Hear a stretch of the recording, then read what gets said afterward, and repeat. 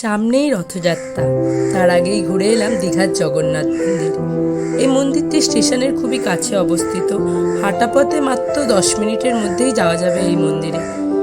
দর্শনের সময় সকাল 6টা থেকে দুপুর 1টা, 3টে থেকে রাত 8টা, অর্থাৎ দুপুর 1টা থেকে 3টে পর্যন্ত এই মন্দির পুরোপুরিভাবে বন্ধ থাকে।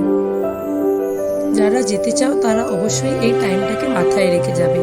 আর পুজো দিতে চাইলে আমি বলবো আগেই কোনো দোকান থেকে প্রসাদ কিনে নিও, কারণ মন্দিরের সামনে কোনো দোকানপাট এখনো পর্যন্ত সেরকমভাবে তৈরি হয়নি প্রসাদ কেনার মতো। দুটি ছোট মন্দির পার করে তারপরে মূল মন্দিরের গর্ভগৃহ।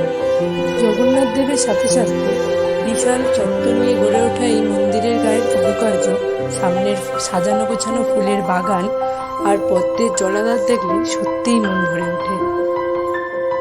অপূর্ব সুন্দর এই মন্দির। অনেকেই হয়তো দেখে নিয়েছো, তবে যারা এখনো দেখোনি তাদের বলবো অবশ্যই গিয়ে তাড়াতাড়ি দেখে এসো, তোমাদেরও খুব ভালো লাগবে। দর্শনার্থীদের জন্য বসার জায়গা বা পানীয় জলের সুব্যবস্থা থাকলেও এই গরমে দুপুরের দিকটায় কষ্ট হতে পারে, তাই সকাল বা বিকেলের দিকে যাও। মন্দিরের ভিতরে শান্ত পরিবেশ আর এই অপূর্ব সুন্দর মূর্তি দেখে মন ভরে গেল।